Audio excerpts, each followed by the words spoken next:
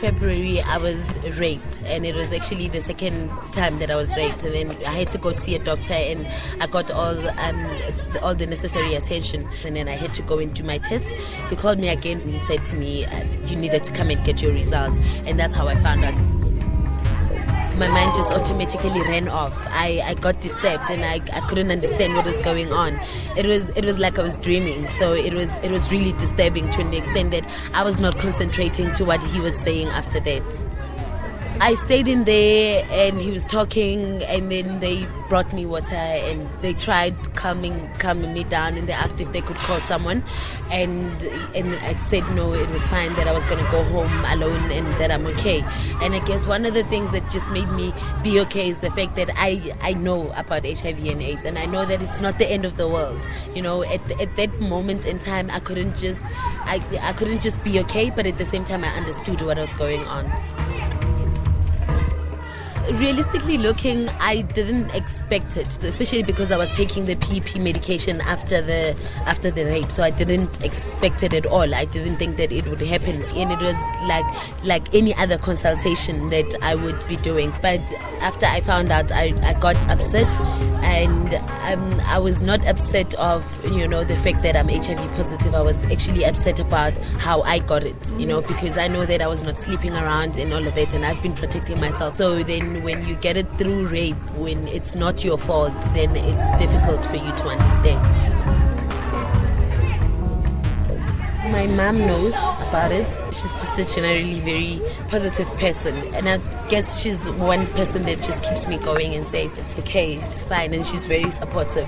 And I haven't told other members of my family is because then I do not want to get to a point where I am judged. As I said, that there's a family member who is HIV positive. So I don't really talk to anyone about it, but I talk to whether a person is HIV positive or not. In most cases, it's just about informing people about, how they would get the virus and all of that. But at the same time, it's also about me getting that comfort from people who actually understand, especially when you go to these counseling sessions where you speak to people who understand, people that make you feel that, you're not alone. It's not the end of the world. Things are going to be okay. It's fine. It's perfectly fine. You'll be okay. You'll bounce out of it and all of that. So it's in most cases about me, but it's also at times about other people, warning people that, go and do your tests. This is what is happening. It's a reality. It's there. Then your personal life doesn't really change. You get to a point where you're not special. You're just like anyone else. I remember when I told my best friend about it, the one thing that she said to me was that when we go out for movies, you're still going to pay for your movie ticket. I'm not going to treat you differently. And I think that is why I know that my personal life hasn't changed, because I still do the things that I used to do.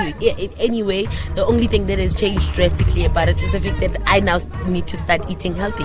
And I am not really an health nut. I love my junk food. So it becomes really difficult when now, I have to limit myself from eating fries and stuff like that. So then that is the only thing that changes. But you get to do everything as normal. You get to wake up and go to work. You get to go to church. You get to see and talk to people. You get to go out partying with your friends, even though you know that you're not supposed to be drinking and you're not supposed to be engaging in any sexual risky behaviors, and you need to protect yourself and take care of yourself.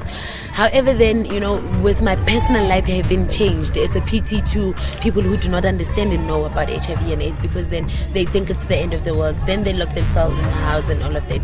I was at that point 2 months ago where I didn't want anything, where I just felt like nothing will make this better, but like I said, with the support, then everything just gets back to normal again.